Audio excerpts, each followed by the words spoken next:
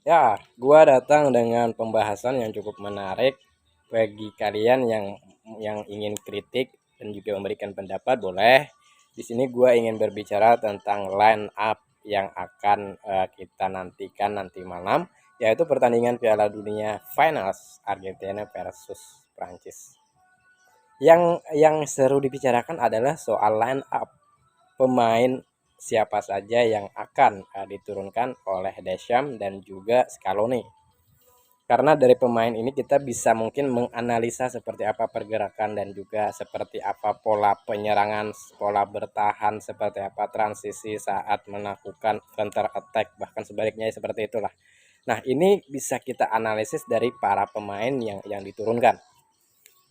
Di sini gue ingin berbicara tentang pemain ya yang akan diturunkan oleh Prancis.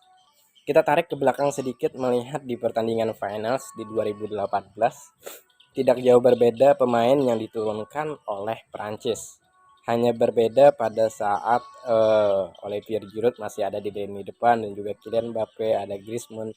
Nah, cuman posisi dari Griezmann ini yang cukup berbeda sekarang.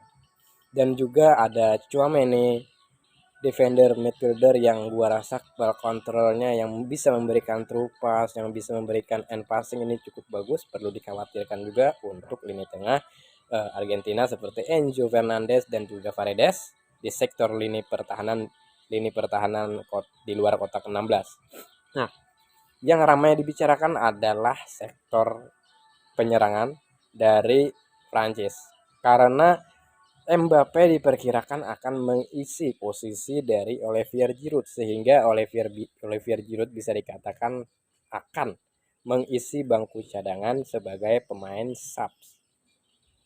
Mungkin kalian berpikir siapakah yang menggantikan posisi winger di sebelah kiri dari Kylian Mbappe?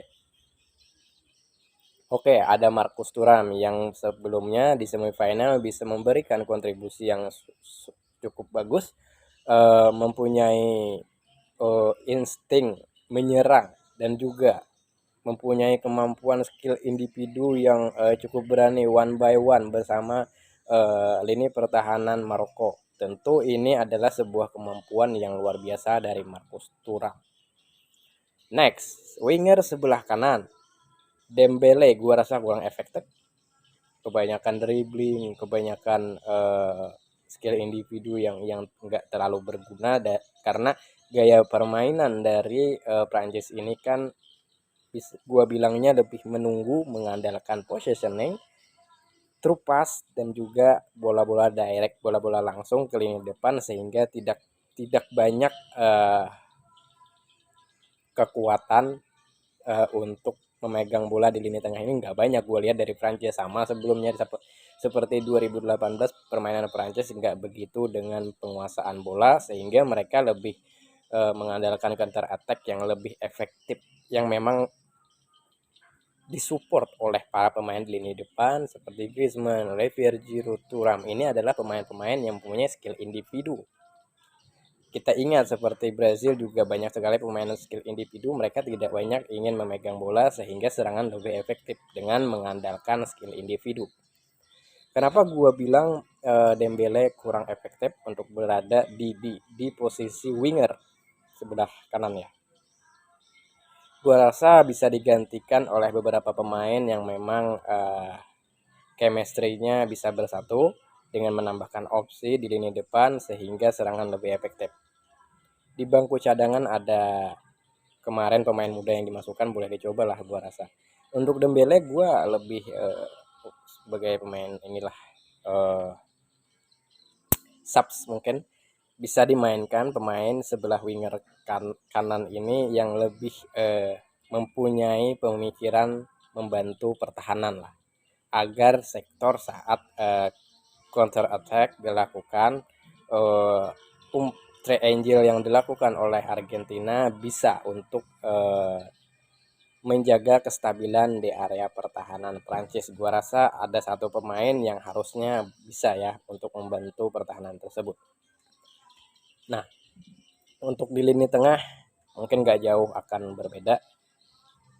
Gua nggak tahu ya Rabiot akan dimainkan atau enggak karena penampilan dari Fofana cukup lumayan bagus kemarin dengan peran sebagai kolektor, menjaga kestabilan di area tengah, sesekali bisa masuk ke area di luar kotak 16, sesekali melakukan dribbling, sesekali bisa membantu pertahanan. Nah, ini adalah pemain yang cukup bagus untuk berada di lini tengah, bisa menambahkan mobilitas di lini tengah.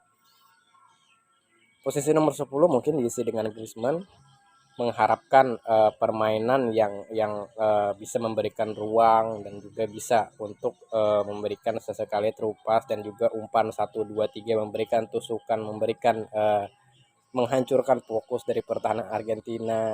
Mungkin sesekali Griezmann terlihat juga di saat melawan Maroko membantu pertahanan. Nah, timingnya ini cukup diperlukan oleh Antonio Griezmann. Gua rasa ini akan menjadi pemain yang diharapkan untuk di lini tengah, yaitu Prancis. Di lini defender midfielder mungkin Tchouaméni sebagai CMF ini luar biasa. Ini lebih ke box to box ya permainan dari Tchouaméni, karena permainannya gak terlalu ke depan, sehingga di lini pertahanan di luar kotak 16 ini bisa menjaga ataupun membuat pertahanan, membuat zona untuk marking beberapa pemain di lini tengah seperti Lionel Messi. Mungkin di sana ada acunya juga yang perlu diwaspadai, mempunyai speed yang tinggi, sehingga kehadiran dari Tchouaméni diperlukan gua rasa di lini depan kotak 16. Nah, jadi lebih efektif jika Prancis memang mengandalkan serangan balik. Tujuannya adalah dengan mengharapkan gol-gol cepat dari Kylian Mbappe, Marcus Thuram, dan juga pemain yang satu yang gue sebutkan tadi ya, nggak tahu siapalah. Nah, untuk sektor belakang masih mungkin ada Jules Koundé yang berada sebagai fullback sebelah kanan, karena penampilan yang diberikan oleh Jules Koundé luar biasa. Saat transisi menyerang dia nggak terlalu overlap main ke depan, dia membantu lini pertahanan, sehingga saat terjadi counter attack ada 3 pemain yang berada di dalam kotak pertahanan Prancis di lini tengah ya, di lini tengah itu. Nah, jadi mungkin di lini depan nanti akan ditemani Lionel Messi dan juga Julian Alvarez. Yang bisa menghentikan pemain tersebut ada Varane di belakangnya dan juga Konate bersama Tchouaméni. Nah, akan bisa lebih aman, gua rasa lebih bagus cari aman dengan menambahkan Jules Koundé di sisi pertahanan, sehingga bakalan terjadi 4 versus 2. Gua rasa lebih aman ya. Karena bukan kurang sih ya. Mungkin kalau memang ingin mempercepat di lini depan ya boleh Jules Koundé bisa maju ke depan, Tchouaméni tinggal di belakang dengan keadaan 3 versus 2. Nah, kita tahu bahwa transisi menyerang dari Argentina juga sangat cepat. Varane, gua rasa kalah speed dengan Julian Alvarez. Memang body menang lah. Lionel Messi, kita lihat pergerakannya saat melakukan dribbling. Banyak pemain yang terkecoh tidak bisa menghentikannya, seperti Van Dijk mengatakan sulit untuk dihentikan pergerakan dari Lionel Messi. Gua rasa yang harus ditinggal di lini belakang ada 4 orang, Jules Koundé, Tchouaméni, Varane, dan juga Konate. Meskipun kalau nggak Konate, Upamecano lah yang bisa menghentikan bola direct serangan balik saat bola atas. Upamecano mungkin bisa menstabilkan bola-bola tersebut lah. Untuk sektor penjaga gawang ya, Hugo Lloris mungkin nggak ada lagi yang bisa memang dipercaya selain Hugo Lloris tersebut. Gimana menurut kalian tentang penjelasan line up yang gua sudah bicarakan ini? Apakah kalian ada kritikan dan juga penambahan saran untuk line up yang akan diturunkan oleh Deschamps? Anyway, mungkin itu dulu yang dapat gue sampaikan untuk pembicaraan ini. Mungkin nanti gue akan bicarain soal line up dan juga strategi teknikal dari Argentina. See you next time.